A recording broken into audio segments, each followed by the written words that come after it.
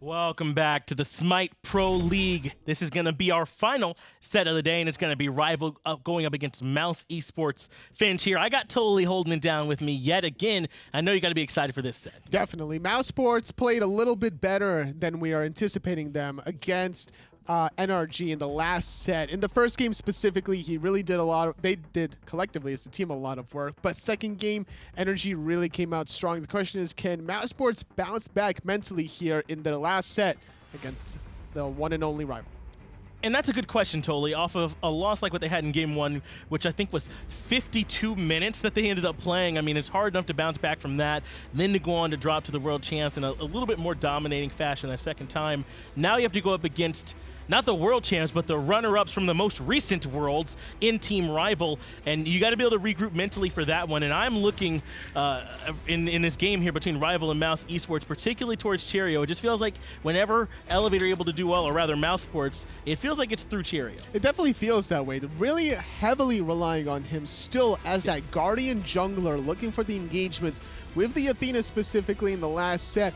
Worked out well in game number one, but this idea behind going the upgraded Sundering Spear hasn't really shown signs of results for them. You're right. We haven't seen it come or get the most out of it. That we know Cherryo has clearly seen some results, either in scrims, practices, whatever it is. We know he's seen it, but we haven't seen those translate just yet into the SPL play. But we are in picks and bans here for game one, and so far, totally, things are looking fairly standard. Thoth, Uller, Dodgy, Nemesis. That does mean, though, that Janus can be selected here, and I got to think that one's going to Wlfy. Oh, yeah. Janus, high mobility, high skill cap also. Going to be showing his true stuff here. Once Soul Gem is available, going to just heal himself and his teammates up. Creates a lot of safety. Difficult to run away from an Osiris, but portals are good. Portals are good. I agree. Being able to walk through walls seems okay. I think I would check At off least on player that one. deployable walls from Osiris as well. Osiris with the ethereal. Oh, right. Passive, Osiris can do that. You're right. Two of them can. That's what it is. They first pick Osiris because they want to be able to move through stuff too with that passive. Yeah, good call. Osiris is, though, being heavily prioritized by Mouse here. First pick for them. And they're going to take the new wall with it as well. I believe it was BigManTingz who played that in their last set in game two. Didn't quite get that one going for him, but they're going to give it another try. Chronos is the selection for Rival. Surprised to see this god over Soul specifically. A lot safer of a choice. Provides the same kind of magical hunter capabilities, and as long as you build up that passive, will melt towers. But either way, Chronos will still do the same with a little bit of magical power. You pop that accelerate on that fourth tick, your attack speed is just going to go through the roof. It's going to help out a lot. And we saw this Chronos band away in the last set.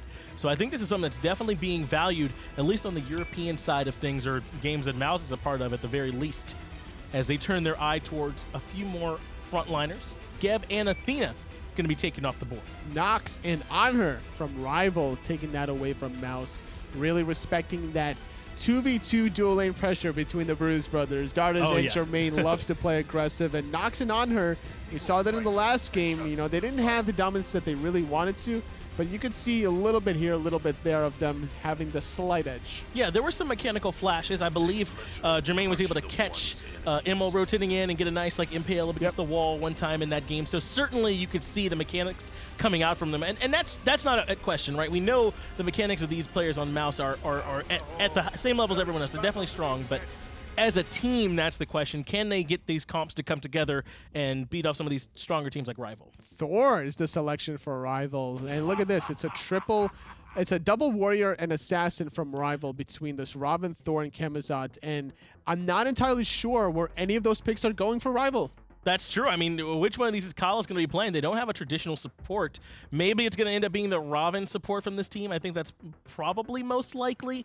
And then we'll see if Kama goes solo Thor jungle, but it's up in the air for sure. And then Agni going to round this one out for Mouse. So they've got the Agni and the Nuwa on their teams. Probably going to be an interesting look to see where that goes. But look at this. It's Hachiman also selected. So it's not as if it's going to be Jermain playing the Nuwa with Hachiman locked in for them. Yeah, not necessarily. It's definitely up in the air. So let's go ahead and see where these Mouse picks end up going and throw it over to the casters. Y'all are talking about Mouse picks. I'm on the other side, and y'all are saying up in the air. Thor support is going to be up in the air. You think so? I mean, I don't know. The Ravana has been played support by Dardez. I could see it. I definitely. These are two teams that were just like, yo, you want to pick weird stuff? And then there was like, yeah, I'm down. And you never know which side initiated that conversation because they're both into weird picks, and the other side is also down to do weird stuff. Well, one of the nice things of that I love about Season 5 is that those weird picks are welcome. When we saw some of these oddball strategies coming out in the past, a lot of times they were kind of just, well, you're doing it for fun. But now, all of the characters that have these little niche sort of off-label approaches, they're effective and they're viable. So really exciting to see this stuff. Yeah, I can't wait. Again, I will not predict where any Mousesports picks are going. I refuse. You can't make me do it. And we'll just have to wait and see when we're going to get in. Even that last time when we thought it was standard, we were walking back and you were like, hey, that is a support. Told you I wouldn't take it. But right now, What are you guys saying? Mixer chat, let us know who's going to take this one. Rival historically has been the go-to team, but Mouse have brought something different. And it's your boy. Are you talking about the Agni support or the Thor support? Bruh, both actually. So I called the Thor support. You the did? Agni support. Now, trip down memory lane. Before Smite had a jungler, all the way back in closed beta, when Lobster was a dual laner and Allied was out there playing support Agni was frequently thought of. Long range initiation, still a get out of jail free button, right? There are merits to the character. The long-range stun, perhaps the most notable. That's the big one, is just how often are you getting those noxious fumes up. That's the problem, though, is that it is a fairly long cooldown at base, so you're going to need to build some CDR. Nox kind of suffers from the same problem, and so Dardez usually goes cooldown boots into the Breastplate of Valor. But honestly, okay, so this is something that I have been ranting and raving about behind the scenes for a long time. It's not particularly Agni support, but off Guardian supports and how they can revolutionize pro level Smite. And I think that we are obviously getting there. I mean, the two supports of this game are Thor and Agni, for God's sake. Yeah. But I think that the way that this is going to, in my mind, really impact the map. Oh, by the way, Vote's playing Camazotz ADC, in case you didn't catch that. And it's Chronos in the solo lane. Totally normal there as well. We can get into that in a moment. I can only rant about one thing, guys. These supports that are, there as the assassins or the mages or whatever it may be, need to be there in order to poke out the opposition in the early game, do damage, bring pressure in the early stages. I don't think you need to build full support with your first, second item. You don't need tank boots. You don't need the Guardian's Blessing in my mind either. You can kind of go for a standard start on one of these gods and then use that early pressure that you earn to then use the extra gold that you're gaining to get tanky out of that. So I really feel like that is the way that it would work in my mind, but clearly Dardez has been doing a lot of it behind the scenes. He's pulled out how many different supports so far this year. He's got to be the player who's played the most different gods so far. And he seems to be sticking with Guardian's Blessing each and every time. Yeah, I think when it comes down to it, and don't forget, Dardez was doing off-meta supports even before Season 5 allowed him to.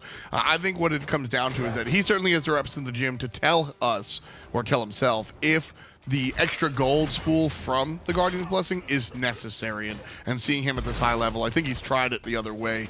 Nice poke from Collis there with the double tap on a Jermain.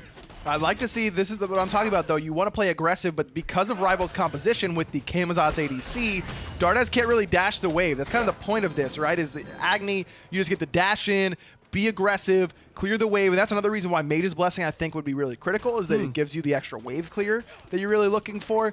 I'm not convinced that having Agni support underneath his tower 2 minutes in is really worth the pick. You need to get early pressure with these mages that you're going for, because he's just not going to bring as much CC as even a Thor will. You know what I mean? It's got to be there for the pressure.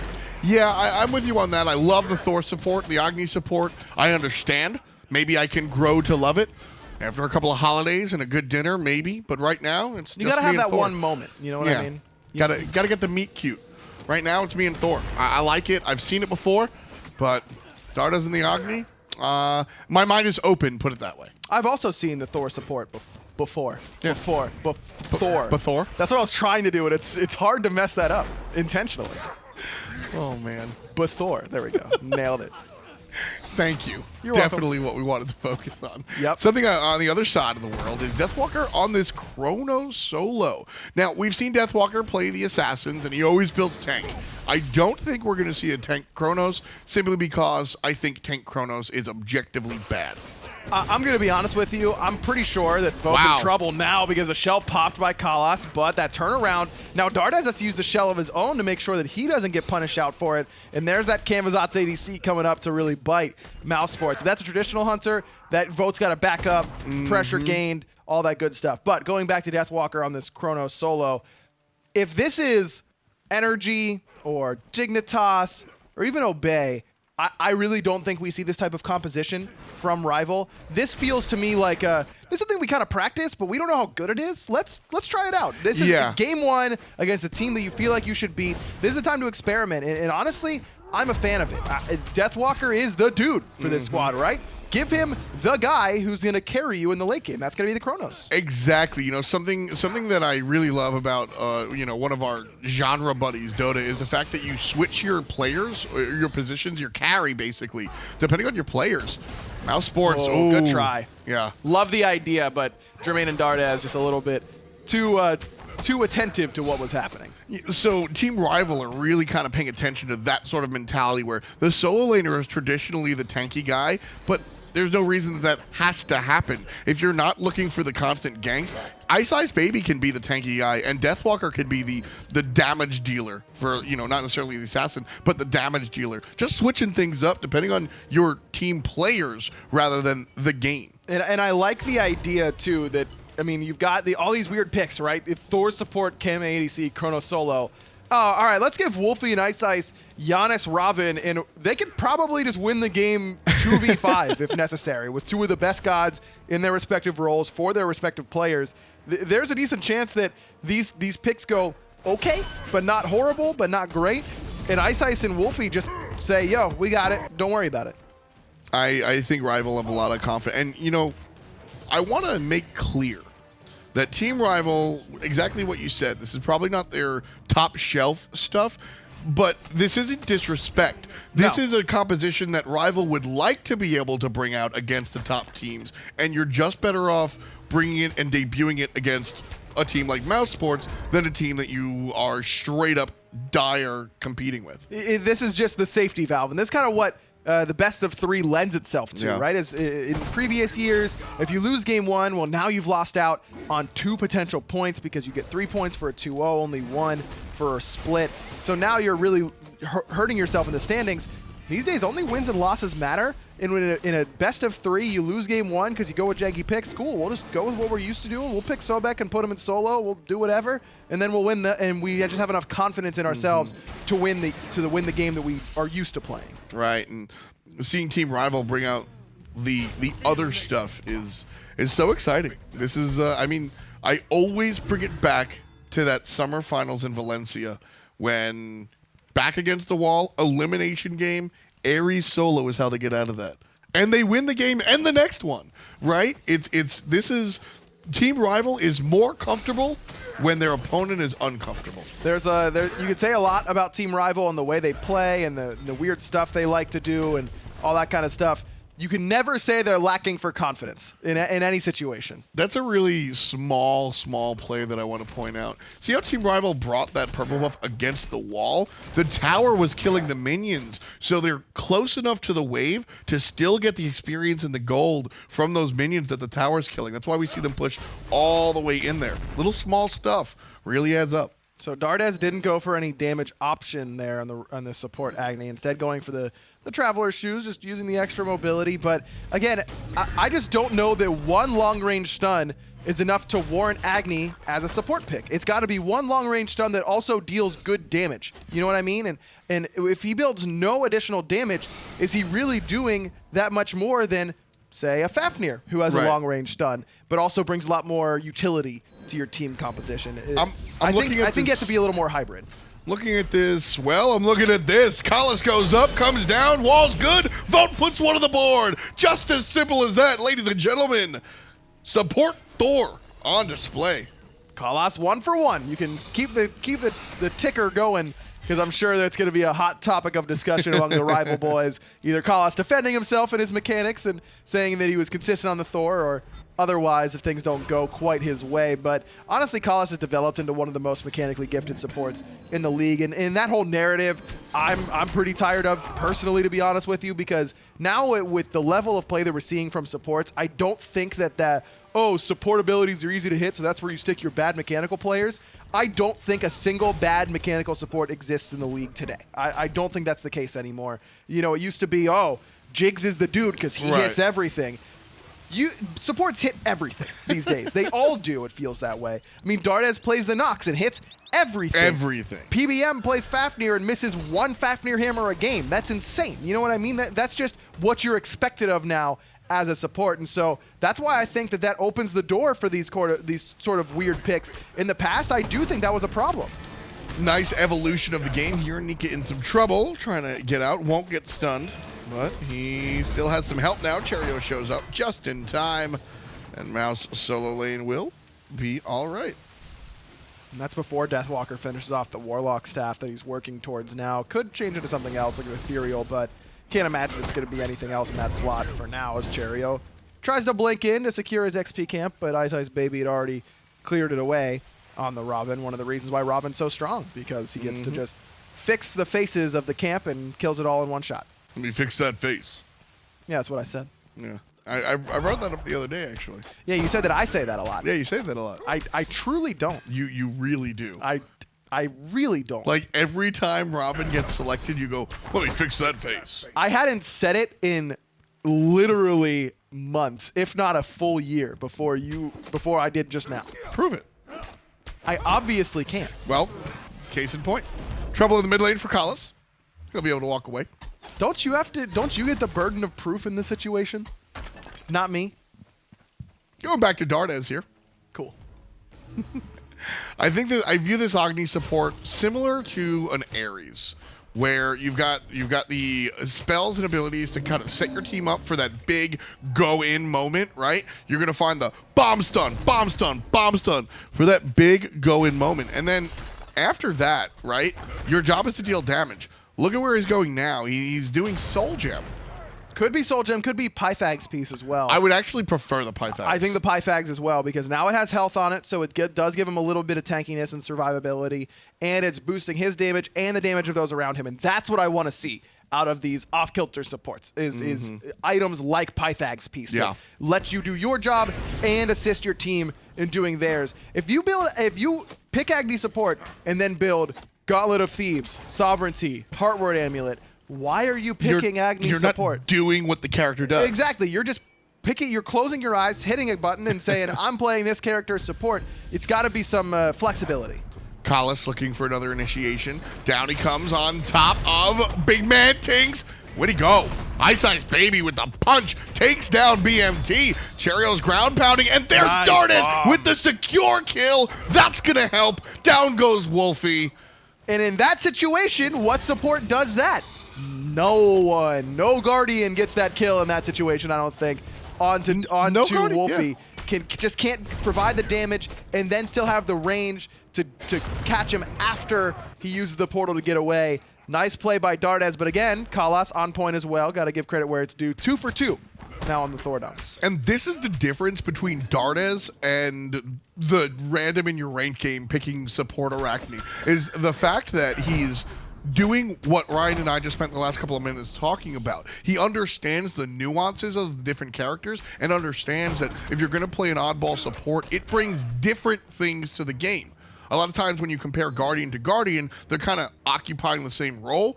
Ares, very different than Sylvanas, but still kind of in the same musical scale. Dardez goes, look, now I'm playing a blue scale. I got to stick to my pentatonic stuff. Nice stuff coming out from Dardez, understanding the differences between these choices. And it is the Pythags piece for him here as well. And Kala's going for something similar, but just opposite, right? He goes for the damage option in the boot slot and then goes for protection after that. So I think that either one can be correct. And Kalas has utilized that Warrior Tab-I damage through the first 12 minutes of the game. Now it's time for him to tank up and make sure that his team is a little bit tankier as well because of that. If he throws in a Void Shield after this, beautiful. Kalas to the sky, coming on down. Oh, the dash makes him miss, but online with the long-range Janus ult. Wlfy come up a little short as Dardez will skip away, no problem. Not a lot of supports get away with that much quickness as well, to be fair. Deathwalker makes the rotation in, but Nika on his heels will make sure that he can't impact that team fight. Again, I really like Rival's dedication. iceicebaby actually in some trouble here to Cherryo, but Cherry no ultimate. The tremor's not going to be enough, but he gets stunned out. And Deathwalker, where did he get 50 stacks from, Tom? His Warlock staff is halfway done. Last time I looked, it hadn't even been started. Meanwhile, Jermain going hunting. Guy on a horse cuts down the bat to about 49% HP. Nice estimation there. This is what you got to do against a weird ADC, though, right? Is just punish it like this, like Jermain has done. Yeah. Get the tower early on, poke him out consistently, keep Vote on his heels. And honestly, I shouldn't be surprised by Vote playing the Camazotz ADC. How many ADCs have we seen him pick up Blink on at level 1, the Yonher, the Ullr? I think Vote is just addicted to Blink, and you get an easy answer to it as Camazotz. You can say, well, I need Blink. I'm Camazotz. I don't need to buy beads. I mean, Snoopy was the guy, but Vote also brought out the Merc ADC once upon a time, right? Like, Vote does like playing this. It's just Team Rival. They just like playing their own beat. Isn't it crazy that this team is so perfect for each other? Like, it just as an entire unit, the dudes get along so well. Yeah. And it's not like they're all, from the same area or anything like that. Spread out, just, a conglomeration of guys who came together for one purpose and just work so well together, it boggles my mind. Well, Jermain getting boggled here. Meanwhile, off screen, support Agni taking care of business, and on screen, support Thor taking care of business. Jermain gonna go back to the base, as will Wlfy. Mouse are grouped up as 3 in the mid lane, but we'll see that retreat come right on out. And Dardez building even more damage now. Looks like it might be a Soul Reaver option for him to try and provide a big burst of damage off of his initiation. And again, I'm loving it. I love it. This is picture perfect from me so far, as far as the support build goes. As long as, again, I was a little bit nervous about the Traveler's Shoes. He was going to go for the typical support build. Nah, give me the damage, give me some utility as well, and I can provide that along with my control. I'm in love. Soul Reavers, ooh, look at the 2 supports in the middle lane. Yeah. Soul Reaver is also nice because it's going to combat the nonsense that comes from not building too much power. He'll be able to just do % health damage with that Soul Reaver. I love this Runic Shield. Kalas and Dardez are like, they're just blowing my mind right now. I love what I'm watching. This is the perfect pickup because of how much magical damage is on the side of Mousesports, but it also tanks Kalas up a little bit. Allows him to be the initiator still without getting blown up right away, but still providing that utility and damage at the same time. Tom, it's so beautiful. This is the Smite that I've always wanted to play. Like jokes aside and all that, this is the Smite that I've always wanted to play. Every god has a specific role. Itemization really specifically matters instead of having these cookie cutter builds. And you know what? Are there better ooh, nice jump away from iceicebaby. Are there better supports than Dardez and Kalas? Probably, but Dardez and Kalas are leading the thought process of the support position.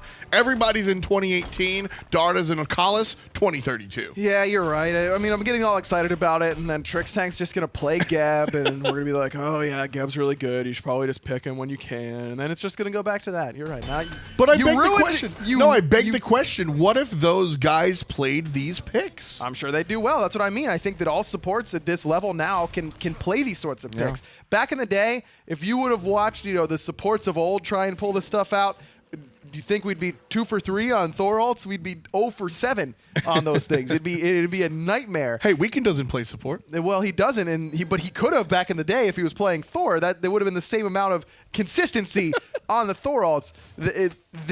Just the evolution of the players and the game, as you mentioned, has really allowed this to happen. And I specifically meant, Kalas and Dardez, they get that extra edge from these picks. Kalas going to get stunned out by the support. Agni brought down to about 25. Now iceicebaby with the wraparound looking for trouble. And BigManTingz does go down from the unstable vortex. And there's where that health and tankiness really comes into play there. Kalas's Runic Shield saves his life, not only because of the protection and the health, but the reduction of the damage from Dardez hitting him with the triple bomb. Here comes a little bit of Mousesports, not completely there. Nika trailing. Wlfy seems a little premature. Bomb stun, good. Nice jump coming out from Nika, but right to the sky goes Kalis. Sort of as soon as his ultimate comes up, and Mousesports thwart the objective, and Team Rival cannot look for it. Wlfy kind of ended up playing himself there. One of those situations where he thinks too many steps ahead. It's a great shot right up through that little pillar right there. Would have clipped a couple people and given them portals in, but he realizes that the enemy team probably heard him charging his ultimate, so they're gonna juke, right? Well, they didn't. They didn't hear it. They didn't see it, and so he ends up missing an ultimate that could have really paid off. If that ult clips two people, Rival win that fight, get the Gold Fury, and are off to off to the races basically. But just thinking a little bit too much, and it happens to everyone. 18:30 on the clock, that is. 5-2, Team Rival winning this one so far, but ever so slightly. Just an 1,800 gold lead. The 4,000 experience lead is probably something worth talking about, but even still, I think Mouse can kind of fight into this. You're talking about minimal one-level leads between spread out throughout the entire team. Rival take the gold. Wlfy secures it with the unstable vortex. Nika's in a ton of trouble now. No ultimate for him. Portal down. Just one more hit will do it, and the ADC Camazotz will finish it off for Rival's 6th kill. And that, again, I kind of talked about it at the beginning of the year, whenever Wlfy, misses the secure at Worlds with the Poseidon, then week 1 misses another secure with Poseidon, and I love that Rival is going to just continue to trust him. And right there, I don't think a lot of teams have that much confidence around a Gold Fury to say Unstable Vortex is going to secure this, no problem. And Yep. Wlfy does it, no problem. And that's what you need.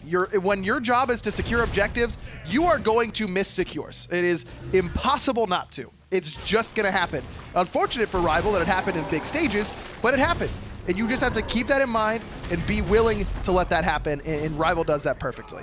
Cherryo getting pushed into his own base here. Big damage coming out from iceicebaby and Deathwalker. The call is to dive the tower. Cherryo running in circles, and Deathwalker introduces him to the circle of life. Back to base, Cherryo. We'll see you later.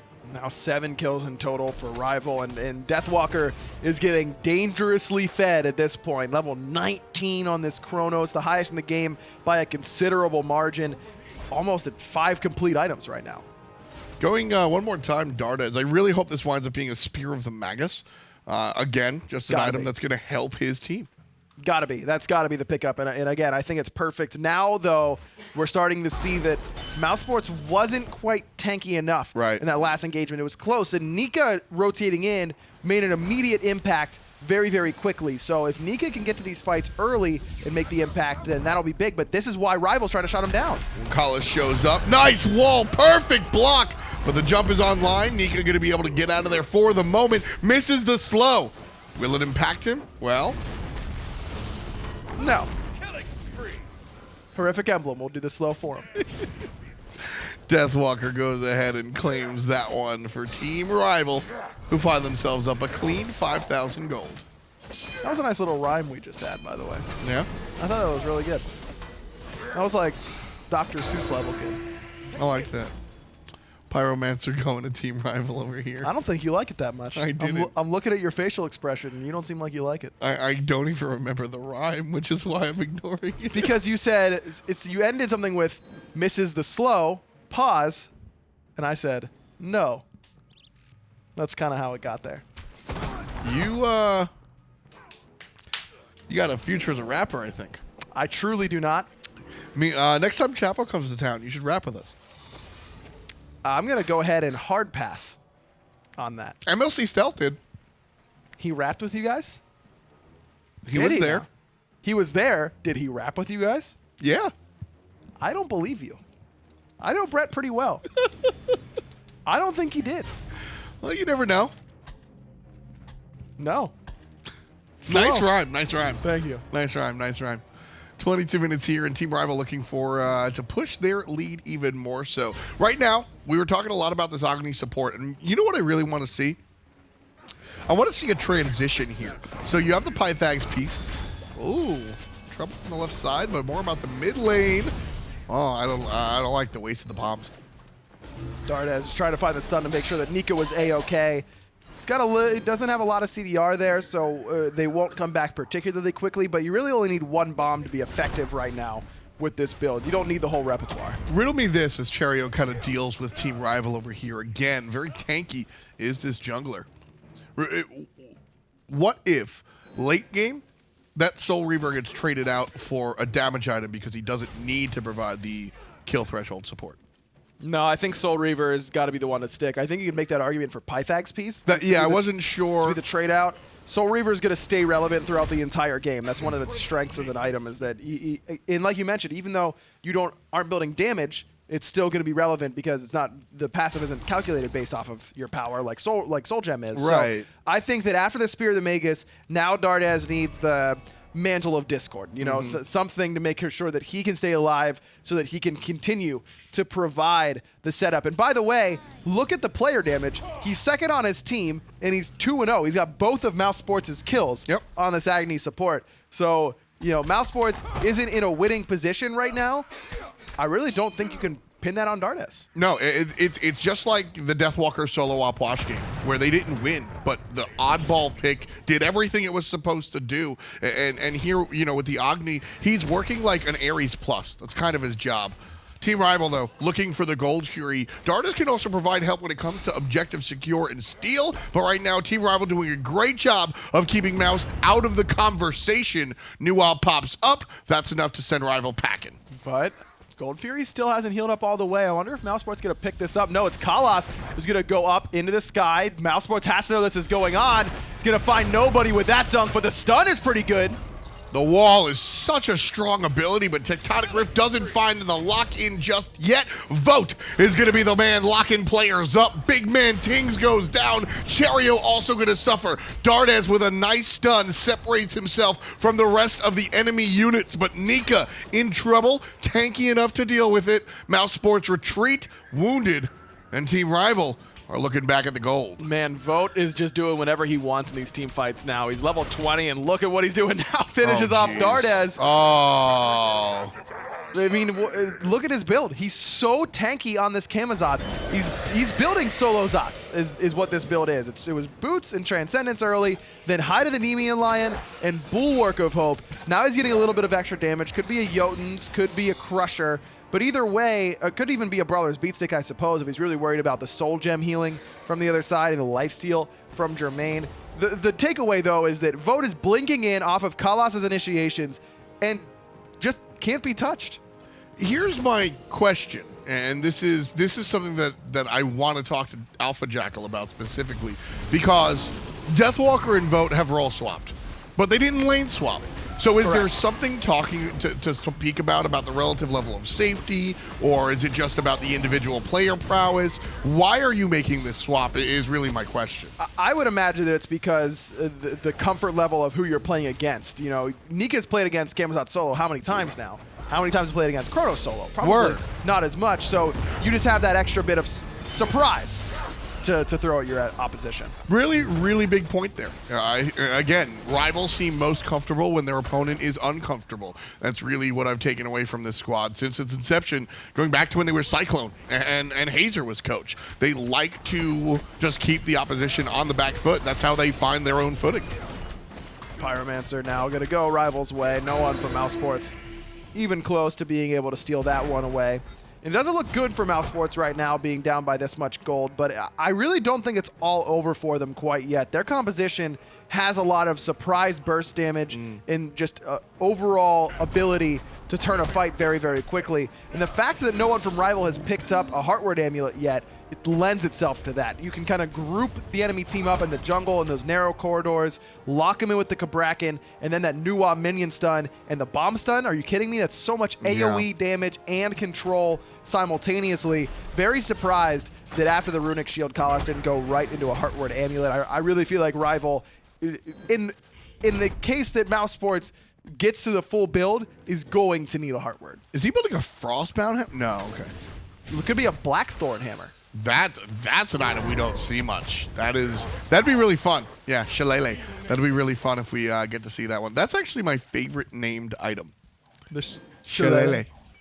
Sounds like a band that would travel with the Dropkick Murphys. Do you really think that, I mean, for as much as you love the item Shillelagh, when was the last time you bought it? Shillelagh. No, I like the name, I said. Yeah, you said it's your favorite item name. Yeah. And yet you never give it any love. I mean, I don't buy things for the name, Aggro. I buy things for the stats. It's like You could buy it for the name. I don't think so. Mousesports aggressed on here in the mid lane. Jermain walks away. My characters in MMOs are always unmatched. I am a stat guy when it comes to that stuff. You know what I mean? You're not about the aesthetic. Look at Ice. Wonderful. Oh, man, I'm going to break that down a little bit later, but right now it's all about the action. Tower crumbles. Mousesports doesn't even answer it.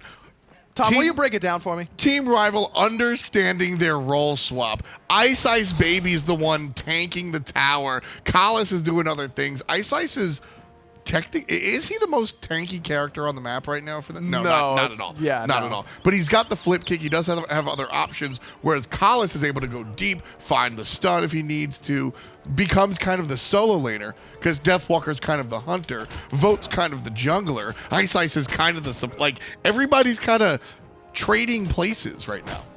It's like a made-for-TV sequel of Freaky Friday where everyone gets swapped. It's the parent trap. No, I think it's more Freaky Friday. Yeah, sure, you're right. I get my Lindsay Lohan flicks mixed up. That's fair. The Parent Trap was better, though. It absolutely was. Mean Girl's still #1. Clearly. Thank you. You're welcome. Oh, man. Gosh. I was waiting for you to have a terrible opinion on that. I never have and never will. Sure. I'm just glad that you like Mean Girls. How could you not? That's such a good movie.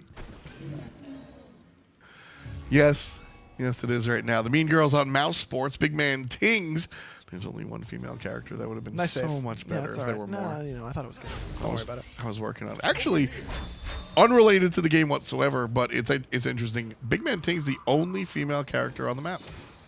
Wow, that got... I definitely thought it was going to be more interesting than that. I'm going to be honest with you. You oversold its interest level. You're going to be honest with me? That's Wlfy, actually. He's going to start the Fire Giant. Nice. Mousesports trying to provide a little bit of interference, but Rival, actually, they are going to retreat. Nice. Mousesports just showing themselves. They're down 10,000 gold, and the presence that Mousesports has, largely in part because of the damage that Dardez is bringing, I think, makes Team Rival second guess. When you have 3.5, 4 damage dealers, that's a much different dynamic. Well, you have to be, if you're Mousesports, you have to be hitting the same target with your next initiation because you have 3 Soul Reavers on your team. And if you commit all of those to the same target without any additional damage, 30. You did 30% of their max health. So you need to be consistent. And that's something that Mousesports has struggled with. Cherryo on the back end looking for Wlfy on the flank. Instead, Kalis goes up. Walling and Cherryo, very tanky, is the human Cabrakan, so he's going to walk away. Nika shows up, fires it right through Wlfy. And Wlfy going to try and get through, doesn't have the ultimate, doesn't have the beads, gets on through. Finally, Team Rivals mid lane just barely escaping. Rewind from Deathwalker, and now this is problematic for Mousesports. Wonderful positioning from Wlfy, and the team fight belongs to Team Rival. iceicebaby went up and down, but no one else from Rival was really close enough to keep it going, but Mousesports still can't find him. Again, that time, it was consistent there. Wlfy was the call, but his Aegis saved him from the second Soul Reaver coming out of Dardez. Cherryo gets locked in a weird spot, and that's what we've seen it quite a bit of from Mousesports, is that they're kind of leaving players out to dry at times. They're not moving as a unit as they should, and that could be really problematic. That's the sort of fight that, is that really the area that you want to take that fight against with your team composition? Like I was saying, you want to fight in the jungle around the corridors because you work so well in the little narrow spaces. The lane is as wide as it's going to get. I'm not sure that that's really the area that you want to force that fight. Especially with BigManTingz. Yeah. I've talked about how Nuwa just owns these little hallways. Here's coming through Wlfy, keeping Mousesports off the objective. Half HP already. Team Rival working on the Fire Giant. Kalis goes up. Kalis looking for the kill. There he is. Oh, but he misses. Nice wiggles coming out from Jermain, who finally gets taken down to the hammer. Fire Giant falls down. Team Rival have the lead. They've got the fire. They've got the team fight. They've got the numbers. Ryan, I think they've got the W. Looks like it so far. iceicebaby with his 3rd kill. Cherryo walled off yet again. That's the 2nd kill in a row that went Rival's way because of Kalas's walls. BigManTingz does a little bit of damage, but not enough to save Nika's life, and now he has to use the purification beads. Towers. Towers are up, so Rival can't end quite yet. They're going to have to at least get one of these towers down without minions here, Tom. They're just not going to have time to rush down the Titan. Nah, not at all. But they can absolutely, bide their time. Kalas waiting for his teammates, and Chronos destroys towers. Soul has been the character kind of in the forefront of the meta, but Chronos still destroys these structures. He really does. Magical ADCs just do that. BigManTingz already used the beads. Now the horrific emblem as well sets up the snipe. That's a spicy meatball. Nailed it. Team Rival going all in. Jermain, the only one left to play defense, and that's going to be the game. Fantastic stuff from Team Rival, playing every inch of their composition the way they drew it up. But look, again, I really don't think it was that Agni support. I love the idea, and I feel like Dardez played it well, but Mousesports just seems to have trouble in those team fighting phases. Yeah. They don't group as well as I'd like them to. Their target focus seems to be a little bit too spread out, and that's something that takes time with a new roster, but they're going to have to develop it pretty quickly. I really liked the way that this was played, and more specifically, how, like I said, how it was played, making use of the fact that Agni from a distance can avoid a lot of the damage. So we saw the long range, initiation, and just built damage because he's a backline support. Yeah, so he doesn't need to be tanking those engagements. Unfortunately for the rest of his team, Rival just kind of really did work, and all hats off to the Thor support. Those walls and those ults made this game for Team Rival. Yeah, I don't know if that's actually who the MVP was, but you should vote for Kalas. I just want you to encourage weird stuff in the support role. Just give him the MVP. He deserved it.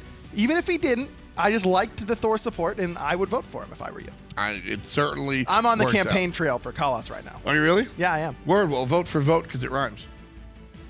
Why would you do that? I mean, I'm just trying to beat the rhymer here. Do you really want to side with F-Dot? I think we'd rather side with John Finch. Thank you, Tom. Thank you, Aggro. And chat, that is going to be your job, deciding who was the MVP of that Game 1 victory for Rival, going up against Mousesports. Finch here, I got Toli with me as well. And what about you, Toli? Who was the MVP for you? What was the big thing that gave Rival that game? I think Kalas definitely on the support put Rival up over that edge.